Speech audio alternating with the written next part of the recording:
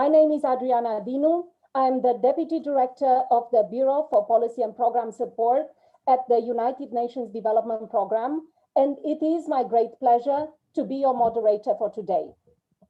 On behalf of the co-organizers, BRAC, Ultra Poor Graduation Initiative, the Permanent Mission of Nigeria, and United Nations Development Program, I would like to welcome you all to this session on ending poverty by 2030, transformations needed to achieve SDG-1. Despite immense progress in poverty reduction, poverty continues to be the greatest challenge that humanity is facing. The crude reality is that most countries were not on track to achieve the poverty reduction goal by 2030 prior to the COVID-19 pandemic. Since last year, the COVID-19-led multidimensional crisis have increased the number of people living in poverty for the first time in the past 2 decades. The pandemic has also revealed entrenched vulnerabilities suffered by population groups, notably elderly, women, children, youth, but also persons living with disabilities, informal workers, slum dwellers, migrants, and refugees. In over a year, we have seen that more than 100 million people were pushed back into poverty and hunger. Close to half of the world's students are still affected by partial or full school closures. Many girls out of school may never return to school. An equivalent of 255 million full-time jobs were lost, and about 1.6 billion workers in the informal economy lost 60% of their income. Violence against women and girls intensified across countries, and many countries are facing soaring debts and liquidity crises. You all know that, but within this scenario, ending poverty by 2030 seems an elusive mission. Unless the governments, the society, take immediate and bold action. And the event today provides this forum, the exchange on lessons learned from poverty eradication efforts worldwide, and to outline bold actions required to stop further regress and accelerate progress towards SDG-1. We are privileged to have an impressive line of speakers today, and I would like to start by introducing our panelists very briefly. We have His Excellency Tijani Muhammad Bande, Ambassador, Permanent Representative of Nigeria to the United Nations, and Chair of the Alliance for Poverty Eradication. We have Ms. Shamaran Abed, Senior Director of Microfinance and Graduation Program at BRAC. Ms. Violet Shivutse, Founder and Coordinator of Shibuya Community Health Workers from Kenya. Ms. Sophia Sprechman Sineiro, Secretary General of CARE International. Professor Robert Walker, Beijing Normal University and University of Oxford. Ms. Marian Broxton, activist and coordinator of the multidimensional aspects of poverty research, ATD Fourth World, USA. Thank you very, very much for being with us today. Before we start, some very basic housekeeping rules. I think you are all familiar with this virtual world now. To everyone watching, there is a question and answer box you can send comments to, and the UNDP team will be answering your questions in real time. So let us start with the first part of our event and dialogue. Your Excellency Tijani Muhammad Bande, prior to the pandemic, a large portion of the world's poor, about 70%, already lived in middle-income countries. We have seen how the COVID-19 pandemic has hit hard those countries, causing devastating socioeconomic impacts, increasing poverty rates, compounded by limited social protection coverage, climate impacts, and increasing debt burden.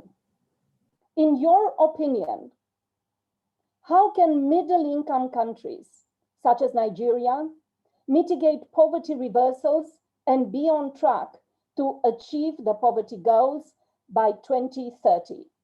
Your Excellency, you have the floor.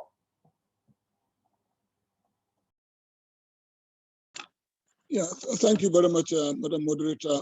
And the remiss if I didn't really thank UNDP not only for co-sponsoring this activity, but for its really important work around the issue of poverty eradication. By whatever term, by whatever notion you take poverty, UNDP has been at the center, and this is extremely important. I would like to say that there is no reason to doubt the wisdom of those who took poverty eradication as goal number one. Fundamentally, we start from this premise that really one of the very first multiple affliction is really poverty. It really is connected to loss of dignity, lack of education, lack of healthcare, name it. And it's therefore fundamental that if we are to address and to tackle anything around the world, especially in countries not only middle income, but even lower down the ladder, we focus on poverty eradication. And I think this is critical. You are right, Madam Moderator, in reminding us that before the pandemic itself, countries from the BNRs we have had, and from the data, secondary and primary data, and the analysis of events, were not on track to achieve the 2030 goals. And some of the reasons were because of conflict, issues of financing, inequality, modernization, lack of modernization, that is in agriculture especially, education, problems, climate, and the fraying of solidarity and multilateralism for a period. Now, it's therefore important, looking at the pandemic, the speed with which it grounded almost everything, and it changed literally everything within weeks. Going back to where we were, certainly will not be it. Therefore, but nonetheless, the foundational elements must be the same. First of all, we have to deal with financing. What commitments have we made? What instruments are available that are not constraining, that will allow for growth to occur? How do we modernize agriculture in relation to many countries in the group you talk about? Tools of agriculture, science around agriculture, marketing agricultural goods, processing, i.e. some level of industrialization, are absolutely necessary. Now, in this, we have to also deal with education. What kind of education we give? I have privileged poverty eradication and poverty eradication and education as the key elements of the presidency of the 24th session, because they are important, not only in countries of the South, but around the world. Now, education in terms of its value of humanizing all of us, its value in socializing us, its value in getting us to understand the value of other human beings, but also in terms of its more utilitarian elements of skills acquisition is important. Now, bring into the mix the issue of tools for education, ICT. ICT really is needed if we are to not only go back to build back better, alongside the whole question of a multilateral approach, because we know better now that the notion of leaving no one behind got a perfect acceptance in the notion and synergy in the notion that no one is safe until everyone is. This is absolutely essential. And therefore, these are the ways to go back and to do things better. We therefore must privilege in all countries, but particularly those where the incidence of poverty has been there, but which has been deepened. The figures the moderator gave are really the correct figures, and they are scary. The whole question now of equity in relation to constraints for women constraints for men in terms of the rules as they applied in terms of rules of engagement, rules of dismissal in the workplace, the whole question of pay differential, the whole question of training, the kinds of subjects people study. These are important, and we have to get back to this. Use ICT, get equity back in there, and modernize society. These are critical elements. Greening is important. Now, many countries of the South talk about how some countries might disappear because of the whole question of climate change. I think the effort to work with the UN system in particular and the multilateral approach to deal with greening is really, really important. And this is one way we deal with it. Now, social protection is extremely important. Whether a country is developed or not so developed, we do need to guarantee a minimum of life and livelihood for all who reside there, regardless of the circumstance. And therefore, something to guarantee decent healthcare, something to guarantee education and safety. Some of the most fundamental elements without which an individual will not only help herself or himself, but cannot make the most effective contribution to society, because we all need to contribute. It's very scary when the population of billionaires has increased during the pandemic, meaning we cannot therefore go back to what it was before, because the issues that came out relating to inequity, I think, must be addressed. And therefore, in summary, I should say, one, building back better is fundamental, and countries in the middle income group in getting to 2030 must privilege sources of financing that work, that are adequate. They must modernize agriculture in particular and also deal with industry. They must therefore also modernize their education, including utilization of ICT in instruction. The figures you gave of people out of school because of a pandemic are very scary indeed, because they deal with the future. This is absolutely important. I come back to the question of multilateral approach. No one country can go it alone in this world. Therefore, we must respect rules, we must be respectful of other countries, and we must try to improve each other. We all can teach someone. We can also learn from others. This is important. Solidarity is important as well. Now, this issue of climate is fundamental. Its impact has been seen in all facets of life, in terms of flooding, in terms of desertification, in terms of how conflict can also come because of climate change. I know this from Nigeria, how the Lake Chad situation has implications for all of us, and you trace it back to the whole question of climate change and the environment. This is absolutely important that we now bring the climate issue at the center of what we do. We also deal with, again, mainstreaming equity issues in all we do. Let me close by saying that in the same vein, those who give aid must also target their aid to something that works. The old system of giving aid that doesn't work, I think, has been shown for what it is. And therefore, the commitment made must be made also in relation to commitments within the SDG and for the African region, looking also at the 2063 agenda. Thank you very much indeed. Your Excellency, thank you.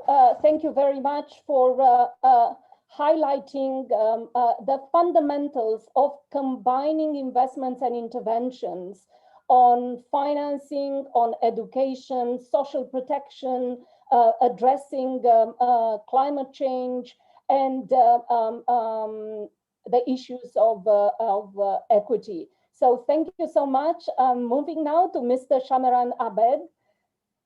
Next year, BRAC will have its 50th years anniversary. Over this time, since its establishment in Bangladesh, it has become truly international with an impressive record of achievements. And It currently reaches almost 130 million people with its services. So it's quite impressive. The Ultra Poor Graduation Initiative has an amazing motto to powering people to rise above poverty. In your view, why is it so hard for many people across the world to get out of poverty? The simplest question of all. Over to you. Yeah, thank you so much, Adrian. I hope you can hear me well. So let me start by saying also that we are very honored to co-host this event along with the UNDP and also the Permanent Mission of Nigeria to the United Nations. And personally, it's great for me to be part of this panel. So thank you very much for having me. That is obviously not an easy question to answer, but in our experience, and let me share something from BRAC's experience. BRAC, as you know, started in Bangladesh, and for the first 30 years, from 1972 to 2002, we were working almost exclusively in Bangladesh. And as a Global South organization, very much rooted and based in the community, by 2002, when BRAC was hitting its 30th year, it had already become a large organization, reaching millions of people with health and education and human rights services, legal aid services, microfinance, agriculture extension. And it still took us a long time, almost 30 years, to realize that most of our development efforts were actually not reaching the poorest people in our own community, in our own villages, in their own communities.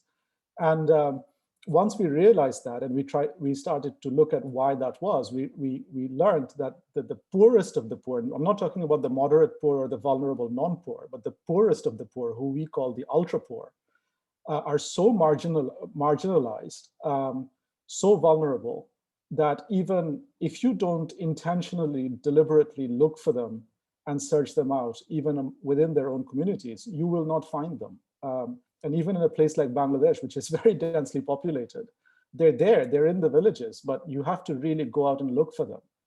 They are almost invisible. They don't come forward when you go in with aid or social protection. And that is something that took us a long time to realize. So once we realized that, in the late 90s, only then did we realize that we'd have to do something very different, target them very specifically, and do programming that is comprehensive to the point that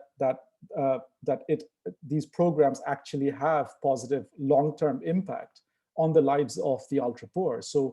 And once we started to do that, we started to have good results. So I think the first thing is to realize that unless you can't just set up a program and hope that it will reach the poorest. And in country after country, once we started going into and working internationally in South Asia, in Africa, and even in the Caribbean, because we had programming in Haiti for a while as well, we saw the same phenomenon. So, you go into communities and you have to really find the ultra poor. And it's so prevalent that, almost 80% of the poorest people don't have access to any social safety nets. And that's a staggering amount of, number of people. Now, again, as His Excellency said as well, even before the pandemic, there were between 400 and 500 million people in ultra poverty.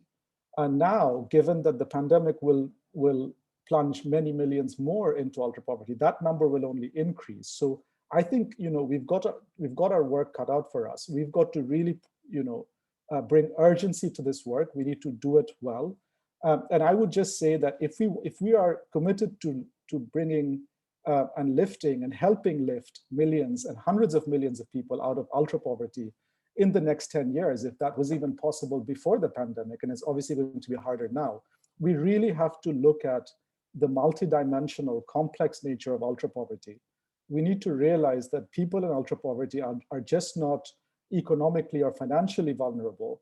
It's not that they don't have education and skills. It's not that they don't only have bad, they have poor health, but they also have, they lack social capital, right? So they're severely socially vulnerable as well within their own communities. They can't access support. They can't access services. They can't access government services, or in most cases, civil society organized CSO services either. So if we really want to tackle that, we need to have commitment we need to be able to invest significant amount of resources. And I'll pick up on the last point that was made by His Excellency. We need to do the things that work. So we need to put money behind the programs and interventions that have evidence behind them, that we know work. Obviously, I will say that the graduation model and the graduation approach that BRAC has been working on is one of those approaches that we think work, and the evidence suggests that it works across different geographies and contexts. But even beyond that, whatever we know works, we need to put money and effort behind. And I would again also reiterate that this needs partnership. So governments, civil society organizations, the multilaterals, the bilateral donors, the academics and the researchers who have to continuously make sure that these programs are continuing to have impact and provide and obviously generate the evidence behind that. We all have to come together. We have to work together, and we have to commit to doing as much as we can by 2030. Will we hit our target? It's going to be very difficult in the post-COVID situation. I don't want to provide a rosy picture that if we get everything right, that we're going to hit it. But if we show urgency and if we show the right commitment, I think we can go a long way, even by 2030, in lifting hundreds of millions of people out of ultra poverty, because the resources exist in the world and the knowledge exists in the world. And we need to marry those two things in a way that it has the impact that we want to see. So let me stop there. Thank you so much, Mr. Abed. It's so great when you kind of marry the implementation on the ground and the lessons learned on the ground to the upstream policy work and scale up what it works. So I really like the way you highlighted the importance of intentionality. Targeting especially the ultra poor and have the tailor-made interventions specifically for the long-term impact, but looking at all aspects, the multidimensional aspects of their vulnerability, and especially the social ones. So thank you so much. I think it's a great segue now to go to Ms. Violet Shivutse. You are the founder and coordinator of Shibuya Community Health Workers, a grassroots women's organization that seeks to promote women's access to health services in Kenya. Your organization is recognized for its strong commitment to empowering women as agents of change. Could you tell us what are the main barriers marginalized women in Kenya are facing right now? How can we promote agency from the grassroots level and ensure the bottom-up solutions are scaled up? Ms. Shivutse, over to you.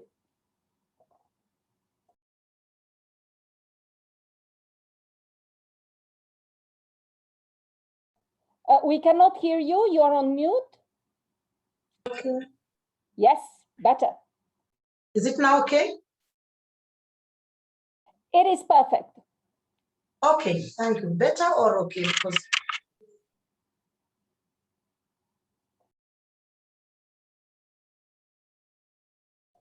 hello?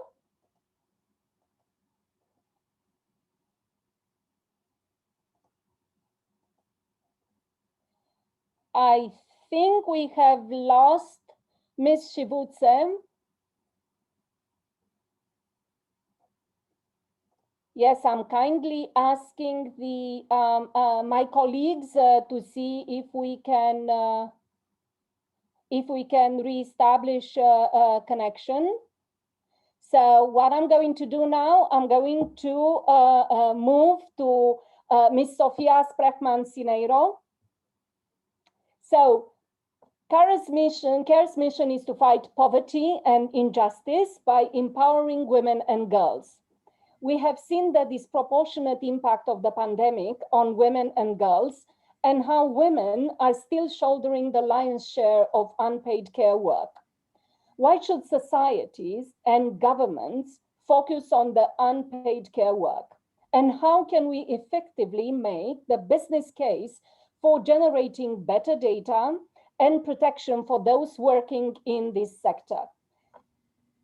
Sophia, over to you. Thank you also very, very much for inviting CARE to join this distinguished panel. I'm really grateful to be with all of you. Unpaid care work. Unpaid care work, I think the enormous figure of $10.8 trillion, that's what unpaid care work amounts to, speaks for itself. And actually no government can afford to ignore the untapped economic opportunity that would be opened up if they committed to building an inclusive and gender-just economy, because it's the equivalent of adding 9% to global GDP. Imagine 9% to global GDP.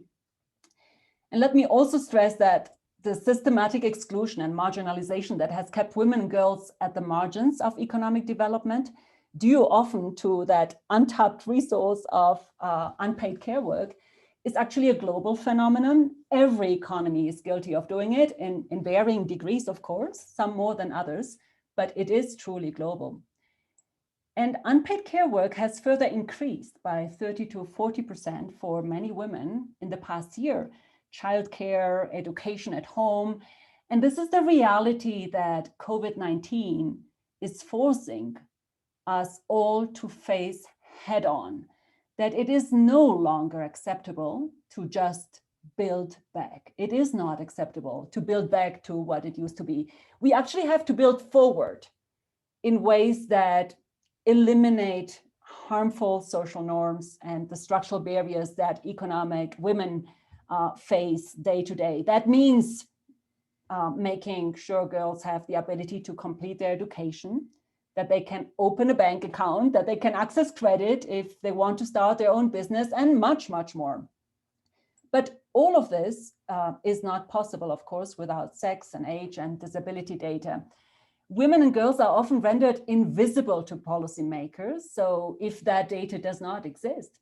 So we all have to improve in this area, and we have the evidence to demonstrate where we are making progress on gender equality, and can then identify where we need to focus more resources and attention to close persistent gender gaps.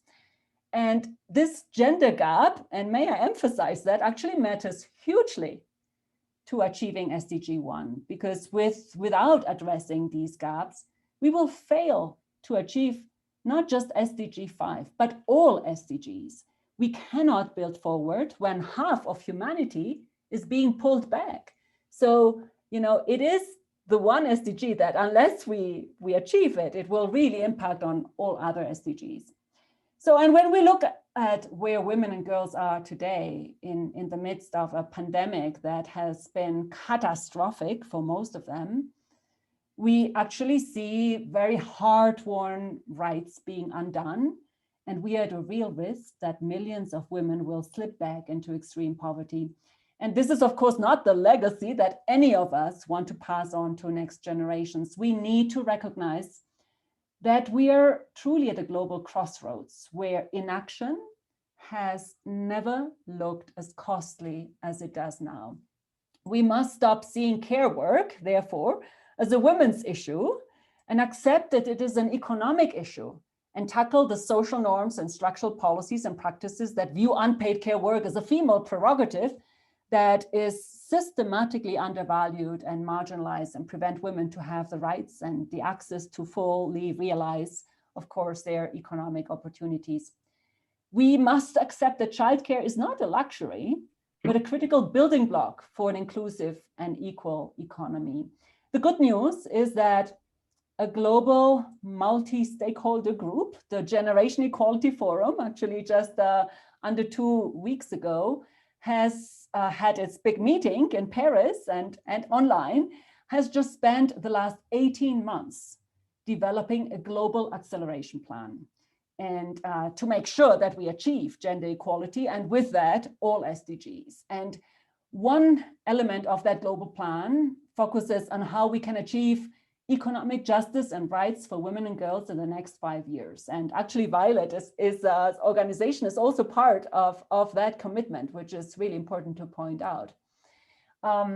when these plans were unveiled in Paris earlier this month, it was on 1st and 2nd July, governments were encouraged to start spending up to 10% of their domestic national income on affordable child, elder, and disability care services. And they were told this would open the potential for 80 million new care jobs to be created. And just ahead of the Paris Forum, CARE joined civil society actors and youth leaders and the Action Coalition on Economic Justice and Rights to launch a manifesto, which the manifesto has really amplified the voices of women we consulted in Africa, Latin America, Asia, the Middle East, around the unpaid care economy. And the manifesto lays out a series of really critical steps that government and employers need to take to build a caring economy. And first and foremost, governments need to make access to care a right that is enshrined in a national legislation. This would allow us to start to dismantle the structural barriers that hold women and girls back. Governments could then increase public investment in universal health coverage, quality education, and universal social protection. A global fund for universal social protection is also needed so that we are better equipped for the next global shock and prioritize meeting the needs of those that are most marginalized. And in partnership with governments, employers also have a critical leadership role to play. They can provide family-friendly workplaces, decent conditions, including, of course, a workplace free of abuse where workers earn living wages. And women and girls need to be equally included in decision-making and leadership positions. This starts with investing actually in locally and women-led and women's rights organizations, which actually are the ones that tend to focus on supporting the most vulnerable, but are chronically under-resourced. Equally, the not-for-profit sector also has to step up. That's why CARE has announced our own commitments as part of the Generation Equality Forum in Paris. We have committed to invest $100 million over the next 5 years to support at least 10 million women across 10 African countries to take part of community saving groups and contributing therefore to reducing the number of unbanked women and supporting women-led organizations. And one more word on accountability and measurement. Sdg-1 targets include not only ending poverty targets 1.1 and 1.2, but social protection, target 1.3, which is critical for addressing the unequal burden of unpaid care. It also includes, of course, access to basic services, land, technology, and financial services, target 1.4, and reducing exposure and vulnerability to shocks and disasters, target 1.5. So at CARE, we actually just last week, we have published a report on our own contributions from 2015 to 2020 toward SDGs, because it is important that we hold the entire global community, governments, private sector, the nonprofit sector, ourselves, accountable to contributing to SDGs. We have contributing to 11 of the 17 SDGs at CARE, but we know that all of this is at risk and that we need to double down our efforts. So the unpaid care and the potential that that means for adding 9% of GDP is, I think, a really critical starting point as we're having this debate. Thank you so much, Ms. Cineiro. Thank you for reminding us that unpaid care work done by women and girls has an economic value of over $10 trillion per year, which benefits greatly our, the global economy and society. So we cannot afford to continue to ignore this. And I really liked how you started by saying that we cannot go forward if half of us are pulled back. And the linkages with social protection, given the fact that half of the world population has no access to any form of social protection, I think are critical. I saw Ms. Chibutse coming back online. So now Yes, I am here. Give the floor directly to Ms. Chibutse, but yes, you're here. Thank you. I'm so sorry. That's what it means staying in the rural communities. So I want to say that thank you so much for getting an opportunity to speak on this very important session, which is really an important discussion on goal number 1 around poverty. And I want to speak as a grassroots woman that is living in poor conditions and working with grassroots women from Wairu Commission who come from rural communities and poor urban communities. And in my discussion, I actually want to say that as much as we discuss grassroots women as vulnerable, marginalized, but we actually have experienced in our role on how we have been able to contribute to be able to change our lives and also change the lives of the people living within our communities and our society at large.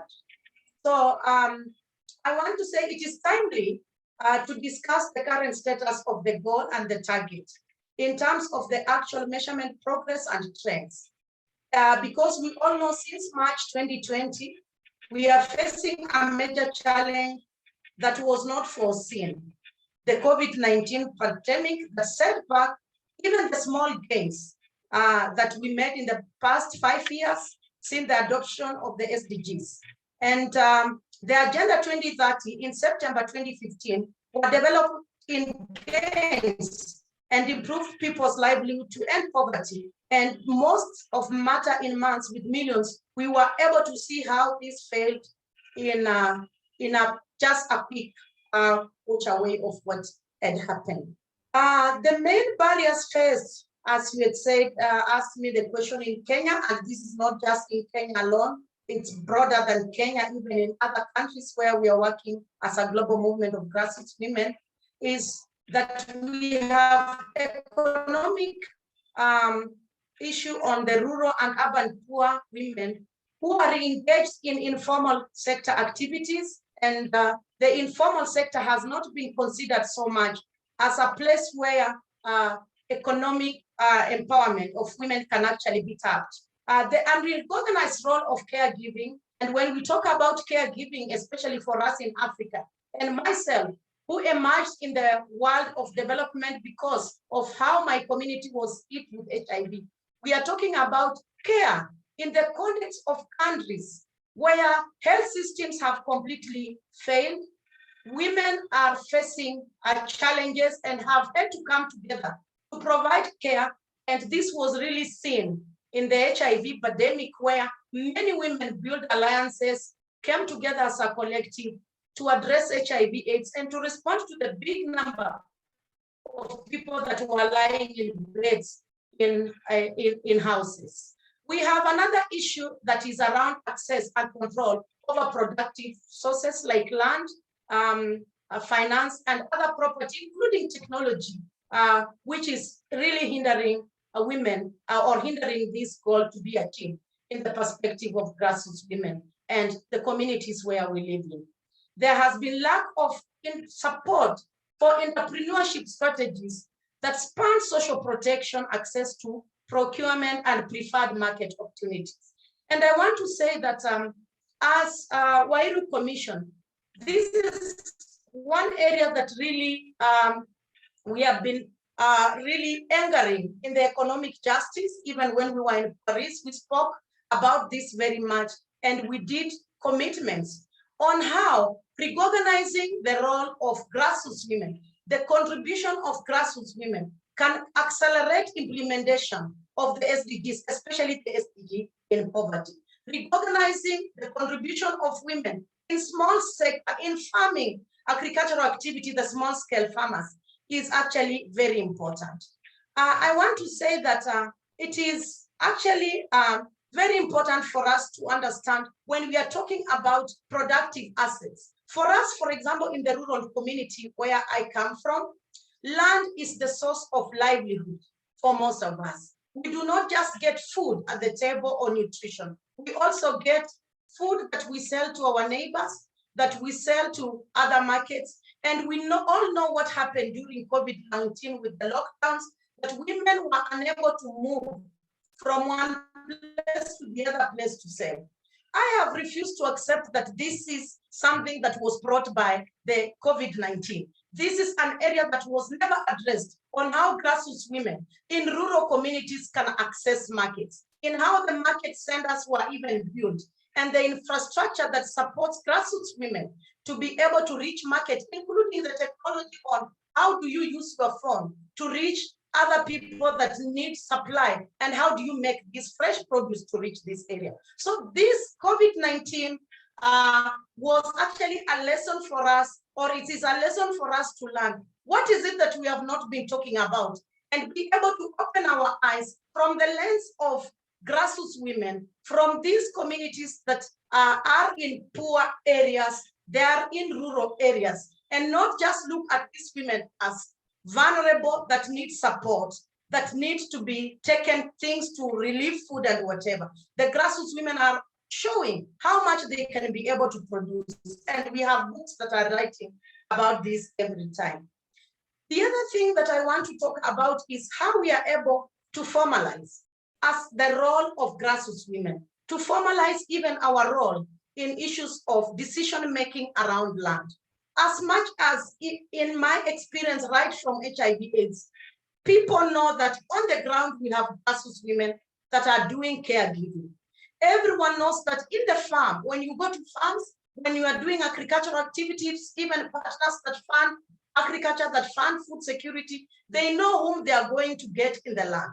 But when it comes to making decisions around who sits on committees that are discussing priorities around land, the grassroots women are left out. So we are left, I don't even want to say invisible. We are visible because there is food coming on the table that we are producing, but we are invisible in the tables that are making decisions and prioritizing. I want to use an example of what we have been doing with my grassroots women in Shibuya around land access. Whenever we talk about accessibility to land, everyone is seeing inheritance, buying land.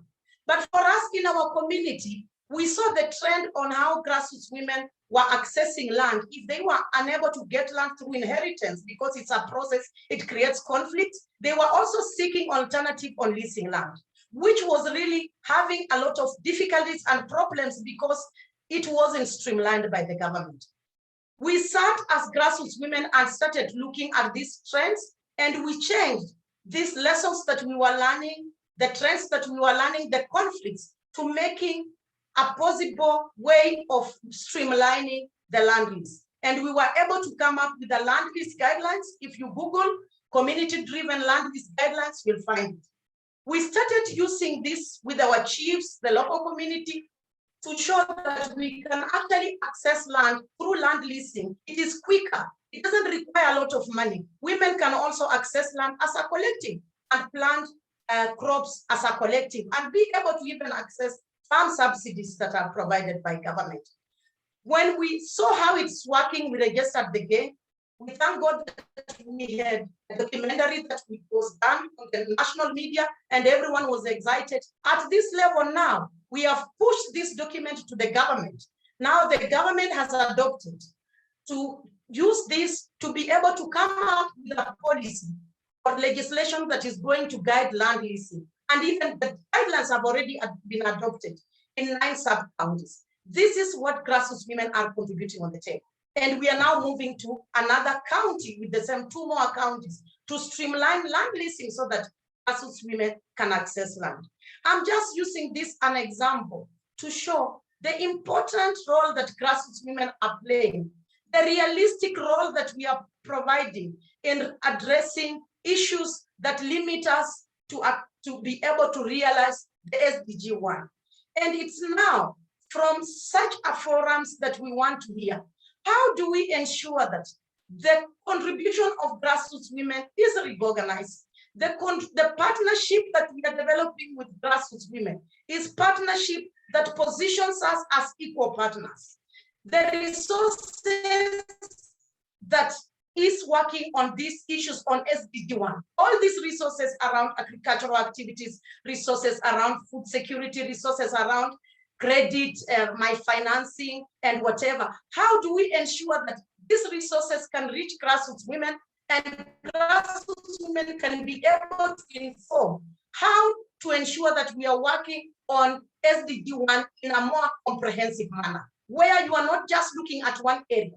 We know how the SDG-1 can actually contribute to realizing even the other SDGs. And if I had time, I can actually mention how the process we began from HIV is actually championing how we are addressing many SDGs in the context that promotes economic empowerment, social well-being, and political participation of women. These things are not coming out, and the SDGs are being addressed in isolation because the voice of grassroots women, the partnership that is being developed, does not bring grassroots women as an important agent on the table. That is what I wanted to share. Thank you so much. Thank you so much, Violet Chivutsa. That was a very passionate intervention. And, you know, thank you for highlighting a topic that is very dear to my heart, which is related to land and access to land and land titling and all that empowering of grassroots women to be the real agents of change, which they are already in their communities. So that recognition and bringing it to the forefront of the work. So thank you so much. We're moving now to our next panelist, Professor Robert Walker. The unprecedented gains in global poverty reduction over the last decades have a lot to do with the success of China in lifting hundreds of millions out of poverty. So keeping in mind that context really matters, as we heard from our speakers, what would you say are the critical factors behind China's impressive record of poverty reduction? What are some of the key lessons that can be useful to other countries as they mitigate the COVID-19 socioeconomic impacts and prepare to build forward better for recovery? Over to you, Professor Walker. Thank you. It's a privilege to be able to join with you. It's hard to overstate the success of China in terms of its assault on poverty. During the period of the Millennium Development Goals, China was alone responsible for around half of the reduction that we as a globe succeeded in achieving. And since then, China has lifted 36,000 people every single day out of poverty. And it succeeded in doing this in many ways through the power of government, but with a systematic approach to prioritizing poverty alleviation, with policies operating at national, provincial, township, and village level. So at a national level, of course, there's a bid for economic growth and incredible infrastructure development, which is awe-inspiring when you see it, even in the most poverty-stricken parts of China. At provincial level, clear spatial targeting, identifying those areas for additional support, and considerable investment in human capital development. At townships, critically in last years, the development of e-commerce, and of course the provision too of social assistance and social protection. And at the village, social assistance on a person-to-person basis, and an investment in entrepreneurialism as well. But this has been motivated by, energized, first of all, by a clear policy target, one of eradicating a form of rural poverty, extreme rural poverty, led by President Xi Jinping, who in many ways put his political credibility on the line by assigning himself as the leader of this national movement almost to eradicate poverty. And then particular mechanisms, precision targeting, which may be something that only China can achieve. The notion of identifying every single family within China that was experiencing extreme poverty, a process that began in 2016, And then the deployment of 775,000 public officials, adding to their day-to-day duties by assigning them 20, 25 families that they were personally responsible for lifting out of poverty. And then processes of mobilization, which could be replicated, I'm sure, in other jurisdictions. The notion of firms in the prosperous east of China, setting up startup companies in the deprived West and nurturing their growth. And cities in the prosperous East, adopting villages in the deprived West. A full national mobilization, therefore, took place. But it's also important to recognize that much of the fall in poverty that has been achieved since 1990, when 75% of Chinese people were living on incomes of less than $190 a day, that the effective eradication of poverty of that sort was achieved very largely through economic growth rather than these targeted poverty alleviation strategies. But the lessons that others can adopt, I think targeting is one, a clear target for which you can mobilize support across the nation. Yes, there's a possibility that if you have targets, people play to those targets and forget about delivering the full range of services most cost effectively. High-level political support costs nothing, but to actually see it in operation, that as a cheerleader behind the individual initiatives that are taken at all levels of government, and to prioritize poverty alleviation across all government, something that in Europe we call mainstreaming, where we're taking account of what every policy across the full range is doing to work towards achieving the goal of eradicating poverty. And finally, something which I'm not quite sure about yet, but what China did, China targeted the elimination indeed, of poverty at $190 a day. That's the level that the World Bank sees for low-income countries. But it did that in 2011, when China was already a high middle-income country. So in other words, the country chose to target a poverty which was most clearly attainable because of the much broader level of economic wealth and resources and facilities. So there is this question, should we target lower goals than one would naturally expect to do, because we know that we can meaningfully eradicate them? And then that leaves the question of what China targets next. Does it target 320? Does it target 550? Does it acknowledge that poverty exists in urban areas? We wait to see. The language of the moment is rural revitalization, to equivalize living standards in rural areas and urban areas. And the notion of common shared prosperity. Does that mean focusing on relative poverty? Does it mean addressing inequality? We wait and see. Thank you. Professor Walker, that was fascinating. I mean, the importance of being intentional, the importance of targeting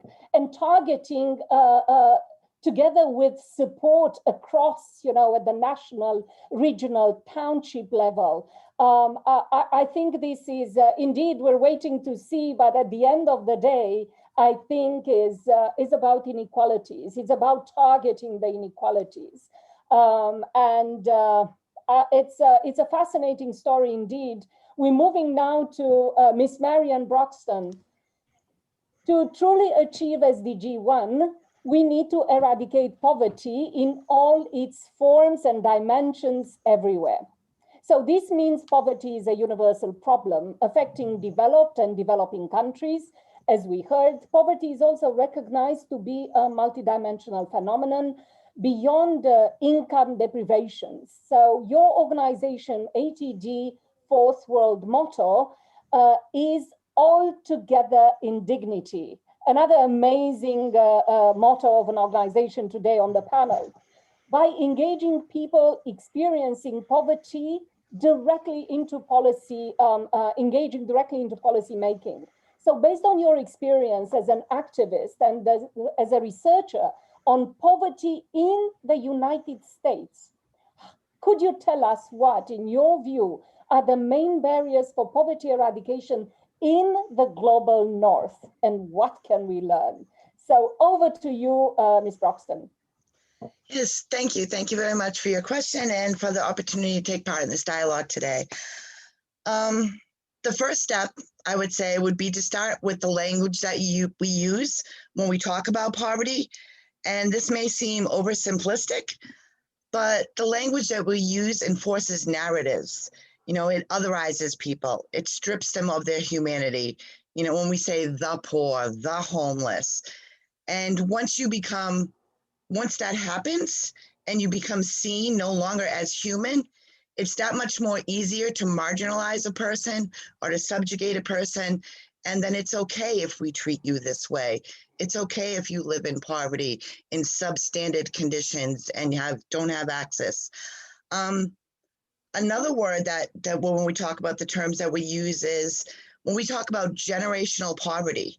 Terms like that place the blame solely on the people that are experiencing poverty themselves, and it ignores the other actors that also have a role in this phenomenon of poverty. You know, the systems, the institutions, policies, and that the people that are experiencing poverty are forced to navigate their way through every day. So the best way to say this is that, yes, the US is seen around the world as a rich, developed country, but that doesn't mean that everyone that lives here is rich or that poverty doesn't exist here at all. You know, when we only say extreme poverty, it ignores the fact of this country and other countries in the North that yes, there are people living in here at poverty also under very harsh conditions that people go through. So instead, we should be adopting the phrase and insisting upon using the phrase persistent poverty, because it recognizes poverty in all its forms, as is stated in Sdg-1. And it doesn't place the blame on people who are enduring some of the hardest experiences of their lives. Also, in the US, as in other places in the North, we use a monetary standard to measure poverty. This leaves out the other multiple aspects that are also part of poverty. A monetary standard also contributes to the deserving and the undeserving poor, and the redefining of poor as who qualifies to be poor when we talks about allocation of subsidies, you know. So if we only have this amount of money and we want to allocate it to the most needy, well, who is most deserving among the needy? So we redefine and make that the entrance into subsidies and who qualifies more narrow and narrower as we go along. And when I say this, I also don't mean that we should also adopt, instead of a monetary measurement, that we should adopt a consumption measurement, because this too also ignores poverty in all its forms. And instead, I would say that we need to embrace a multidimensional guide, you know, that takes into account aspects like, of course, resources, health, education, but it also acknowledges the roles of institutions and that they play in subjugation, in social identity, in the well-being, and how poverty has an effect on a person's well-being, how they are seen by society and treated by society, and all of the experiences that go along with it. A couple of moments ago, we talked about and I'm very happy that this was mentioned by my fellow panelists, investing in policies that work, that do work, that if we have so much money, this is where we're going to put it, in the policies that we know work. And it was also mentioned that we should talk about creating partnerships. And I truly appreciate that. But in order for these policies to work, and these partnerships to work, we have to ask who's being included in these partnerships. You know, are we also including people with the direct experience of poverty? Because if we want these partnerships to work, or these practices to work, they need to be included from the very beginning. Phrase I like to say is that people in poverty know how policy works in actuality, opposed to how it is supposed to work on paper, because they live it every day. You know, and what we have to learn to do is to share the space, and not only to share the space, but to share the power. And I can give you a perfect example of that. You said that I am an activist from ATD Fourth World. An activist means a person with a direct experience of poverty. So that's who I am. You mentioned that I am a researcher. As Robert will tell you, as a person with a direct experience of poverty, I was asked to be the coordinator of the US, the segment of international research that Robert also took part in. So a person with experience of poverty was asked to have power in this role and to be at the table in this role, you know? So if we want to do this and we want to have policies that work, that include everybody's input, thought, insights, ideas, and know what's actually going on, opposed to how it's supposed to work on paper, but in actuality, we need to adopt a upstream, midstream, and downstream methodology,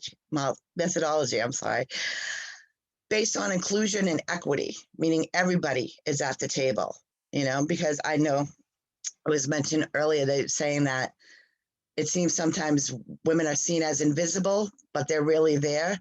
It seems sometimes when it comes to policy, people in poverty are seen as invisible, and others are deciding what is best for them, opposed to having people with the direct experience saying, no, this is what is best for us, because we know we live this every day. We know how things actually work. So if the knowledge and the insight, input in people with direct experience of poverty is not included at all stages of the process, we will not be able to end poverty in all its forms as it is its mandate. So I just want to leave it at that so we have more time and say thank you. Thank you so much, Ms. Braxton. Thank you for highlighting the real importance always of the language we use. Keeping in mind always that you shape up everything by the language you use. So the focus then on, you talked about the targeting and the persistent poverty, but also the targeting in inclusivity to make sure that the people experiencing vulnerabilities, poverty, are at the table from day one of the policy making. So thank you so much for that. Thank you so much for this first round. I'm going to move in the second part of our interactive dialogue, if we could look into the future, I would like each one of you to reflect on the following question. Of course, focusing on your particular areas of work, on your experience, expertise.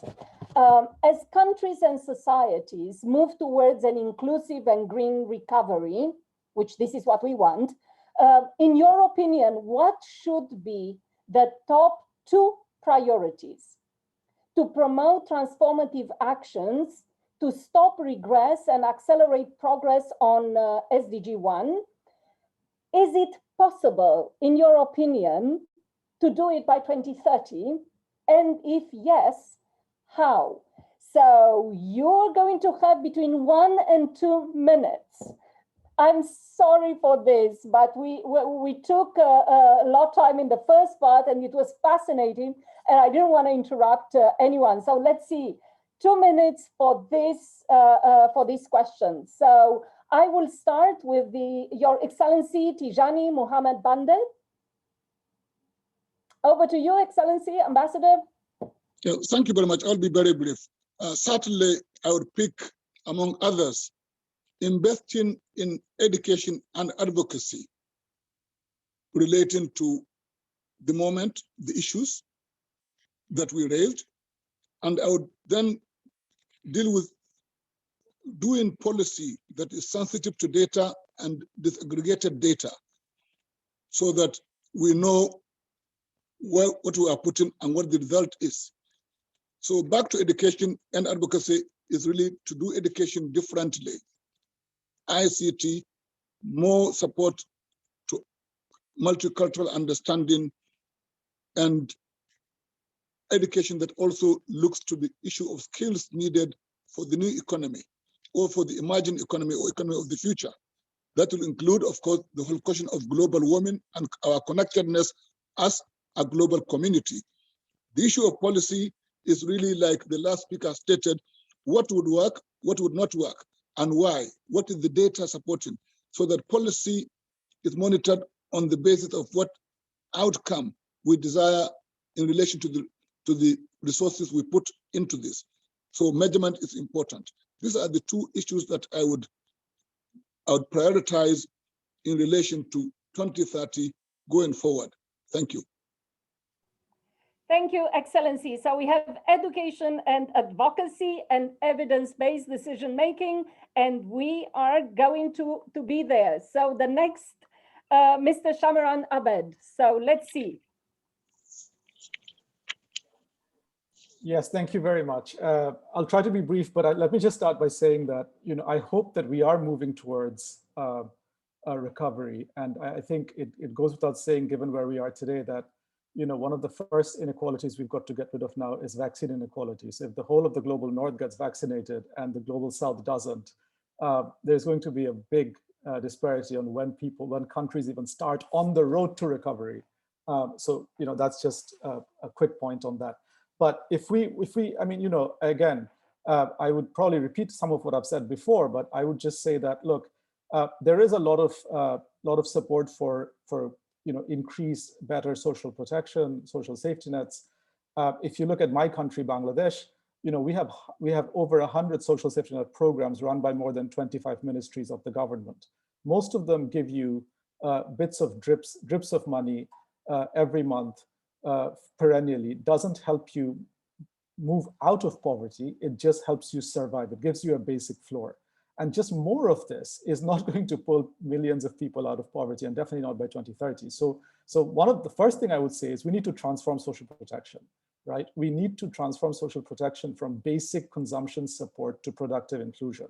And unless that happens, again, I repeat myself, but I want to say this again, unless we look at the multidimensional nature of poverty and extreme poverty, unless we have comprehensive programs that deals with all the multiple aspects of that in a way that helps poor people, and especially poor women who are, again, disproportionately impacted, to lift themselves and their families out of extreme poverty, ultra poverty, we're not going to make the kind of progress we want to see. So transform social protection and target it towards the people and the communities that really need them. Those would be my two things. Thanks a lot, Adriana. Thank you so much, Mr. Abed. We take the transforming social protection, taking into account the entire multidimensionality aspect. We move to Ms. Violet Shivutse. You have the floor. Yes, thank you. So my recommendation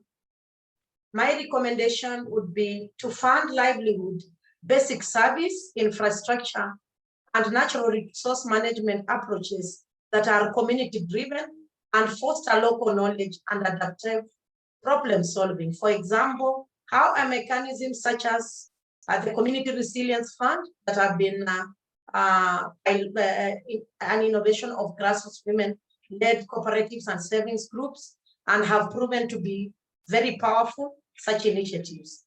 We need to bold and brave rethink and redefine who drives development and consciously redistribute roles, resources, decision-making, and power.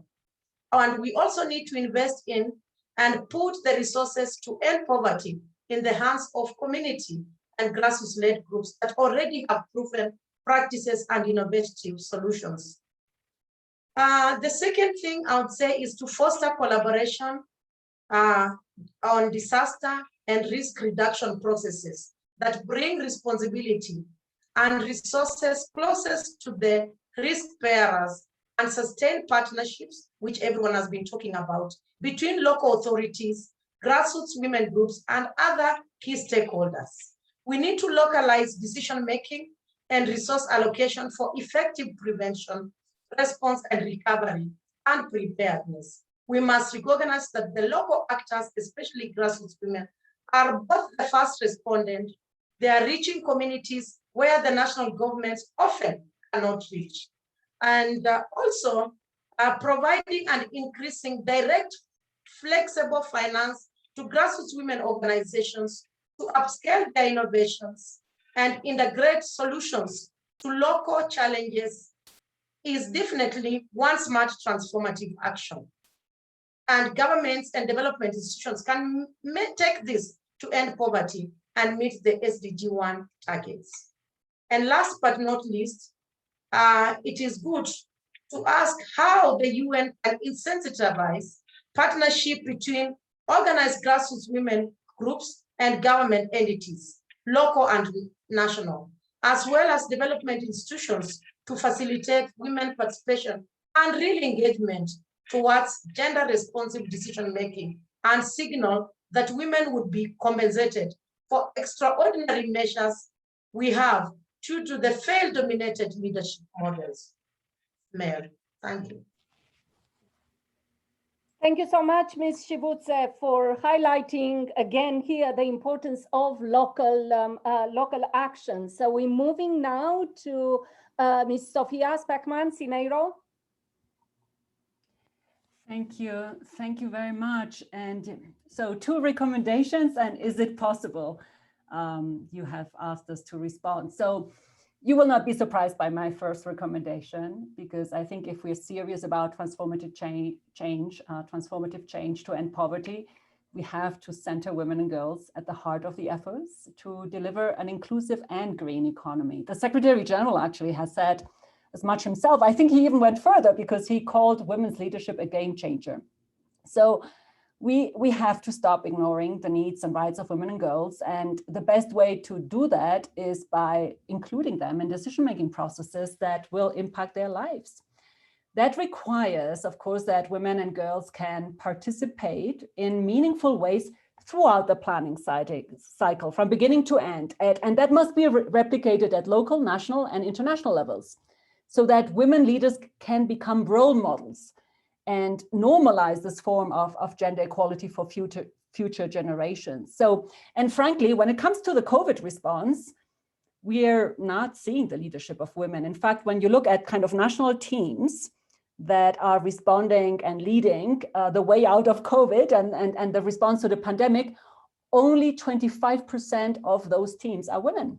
So, and if when we don't have a gender analysis of the situation on the ground, when also the majority of frontline workers, as Violet said, are women, we will not have a gendered response. So that's definitely my first recommendation. Second one is that when we talk about a Green New Deal and sustainable jobs in the renewable energy sector, we need to prioritize green jobs for women, because partly because of the fact that women's jobs and livelihoods were the worst hit by the pandemic. They are the jobs in the informal sector and the low-paid jobs, the part-time jobs. Those were often the first jobs to disappear, and they don't come with legal and social protection. It's also due to the fact that climate change and weather extremes are having a devastating effect on communities, but mostly also on women. So I think, in other words, the COVID recovery strategies can have a win-win effect when they create jobs for women that can also help to mitigate the effects of climate change. When we create new jobs in renewable energies like wind and solar power, or jobs that promote ecosystem protection or climate resilient agriculture, we will also be contributing, of course, to the Paris Agreement and resilience and finance goal. And so maybe if I may say, is it possible? I think the sense of urgency is real, particularly among the young people who are impatient for big changes and less talk, And this is the kind of pressure we all need to really muster the political will, particularly among the G20 economies, who, after all, have contributed also the most to the climate crisis. So I'm actually reassured that we do have the technical capacity to rise to the challenge if we pull together. It was possible to develop multiple COVID vaccines and in record speed. And I mean, just this weekend, we saw the first of several billionaires succeed in traveling to space. So these kind of moonshot achievements remind us that where there's a will, there's always a way, and defeating poverty should be no exception. In fact, that's the absolute priority. So I really like what the professor said about really having this as a clear target and priority, and this should be our priority and probably not others. So it requires from all of us unprecedented level of ambition. Thank you so much, Sophia. So putting the focus on women and girls, on absolutely all the strategies in terms of the green recovery, in terms of achieving the SDGs. Professor Walker, over to you. I would suggest first that all evaluation of every new policy or policy development needs to be assessed against all the dimensions of poverty. That's relational dimensions, emotional ones, as well as material ones. And this should happen even when measurement is unavoidably absent. And I think that can be achieved right now. I think the UN's protection offered through the guiding principles on human rights and extreme poverty should be extended to poverty in all its forms and dimensions. To the extent at the moment that countries are successful in eradicating extreme poverty, they are lifting people out of the coverage of the mandate. It seems to me that the current mandate reflects a situation of division between the global north and the global south, that the SDGs are for them rather than us. I think that's a historic mandate linked to the Millennium Development Goals, not the Sustainable Development Goals. And finally, if I may have a third, the pandemic has revealed the structural incapacity of most liberal democracies to forgo the short-term needs and demands of national electorates for the benefit of vulnerable populations in other jurisdictions. This means that we need to strengthen existing systems of global governance, increase systems of democratic accountability at the global level to balance those at the national level, and to enhance modes of participatory governance to give special voice to those who are dispossessed. In my view, no one should be left behind, either in the procedures of global governance or in their outcomes. The last may be difficult to achieve by 2030, but we should do it somehow. Thank you, Professor Walker, for also bringing the governance aspects and the role of effective, inclusive, and accountable institutions. I'll turn now to Ms. Marianne Broxton. Thank you again for your question. So today is July 13th, 2001. That means we have 8 years and 5 months until 2020. So it's hard for me to answer if it would be possible to do all this by 2030 without sounding fatalistic. Knowing that just last Friday in my country, the temperature in Death Valley, California reached 130 degrees, which is 54 degrees Celsius for everybody else that's not familiar with Fahrenheit. Wildfires burned out of controls in other parts of the state. At the same time, the week before that, the power lines melted, streets pavement buckled, and 116 people died from the heat in Portland, Oregon. And at the same time, the water in the Gulf of Mexico caught fire due to a gas leak. It's like water on fire, you know? And all of this these things are not just exclusive to my country. It's been going on all over the world for decades. And I'm saying all of this because I think that hearing the hard truths is better because you acknowledge the realities that you have to face, you know? And in order to have a inclusive green recovery that goes beyond just temporary measures and ensures a strong and permanent social protection systems for all, we need to do two things. We need to have political will, and we need to trust in the people that are most affected by what is going on. We know that deforestation drives desertification and soil loss. We know that pipelines leak and burst, but we still allow them to go under water supplies and aqueducts. We know that fine particles from the exhaust from vehicles get into people's lungs and can cause lung issues and cardiac issues, and that it affects the cognitive ability of elderly and infants. We know that water is essential to human life, but yet we still allow ownership over water rights, you know? And instead of stronger regulations for corporations, we opt for personal behavior modification. You know, we use paper straw, you know, the use of paper straws, but we don't realize like what an impact that has on the disability community. We increase, you know, say recycle, but not without actually acknowledging the fact that only 9% of the plastic that we use is actually recycled and turned into something else. In my area, they push for bike lanes and bus lanes, but the people in poverty that live here know that that's the first sign of gentrification that's going to push them out of their neighborhoods and communities that they've lived in for decades. And even so, all of these measures are just a drop in the bucket compared to what can be undone in 10 seconds by a corporation. So if we're going to have hope in achieving an inclusive green recovery by 2030, you know, I'd say time is beyond now to act, but we have to do it now. And we need to put profit on the back burner, you know.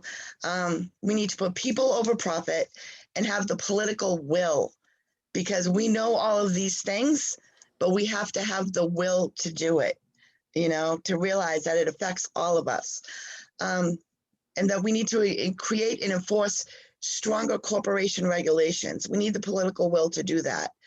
And in doing so, we also, again, need to adopt the upstream, midstream, downstream practice where the people that are affected the most by what is going on right now are included in the policy effort. And so if we don't want to leave people behind, as we were saying, as I said, people in poverty know how policy works on paper. They need to be at the table. The same thing with the green inclusive economy. That's not just a temporary Band-Aid or a temporary fix for now. That goes into the long run. If we do want to achieve this by 2030, these are the things that we need to do, or otherwise we're just going to continue making the same mistakes over and over again and end up having the same results. So again, I'm sorry, I'm not trying to be fatalistic or send you off on your afternoon with that cheery thought, but these are the things that we know. And if we really want to achieve this, we have to have the political will for governments to choose people over profits, start the stronger regulations, because we see what's happening now, and make sure people with direct experience are at the table, just as was said by Sophia, local, national, international levels, having a say in policy and practices. So thank you very much. Thank you so much, Ms. Broxton, for this, and also highlighting the interconnectedness of the crisis, what we are currently experiencing. In fact, our Human Development Report at UNDP showcased very clearly that, you know, something that we all knew, in a way, all the people working on the ground and working with natural resources, that no country in the world has achieved high development in human development without putting an immense strain on the planet. So if we are not looking at that relationship between people and the planet, these are the consequences that we are seeing today, the ones that you have highlighted. So thank you so much, distinguished guests, panelists, participants. I would really like to thank you all for your great contributions, for your reflections from the work and your experience in the field. I'm not going to try to summarize our discussion. I'm not going to be able to do justice. However, if we go to the beginning of the discussion, to ensure our quest to achieve SDG-1 by 2030 is not elusive, is not that elusive mission. There are some critical areas of interventions that you have highlighted that can accelerate progress as we build forward better. And some of them are empowering people living in poverty and their organizations to be at the table, to come up with solutions while harnessing all the power of bottom-up solutions and the local action. Second, addressing the disproportionate impact of poverty on women and girls, while also focusing on women as agents of change. Progressively developing social protection systems to support those who cannot support themselves, improving access to sustainable livelihoods, entrepreneurial opportunities, productive resources, focusing on education, and intensifying international cooperation for poverty eradication. Lastly, the pandemic is an unprecedented wake-up call for all. And the existing development model, as we heard from all of you, has continuously failed our communities, our families, our nature, and our countries. So leveraging this moment of crisis with bold steps can steer the world back on track, or in fact, looking at that, building forward better. Once again, many, many thanks. I've learned a lot today.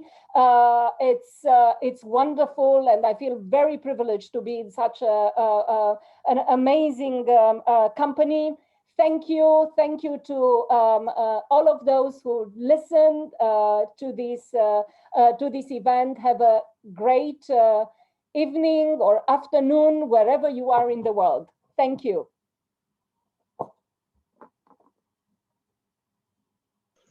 Thank you. Have a good day. Take care. Thank you. Thank you. Thank you.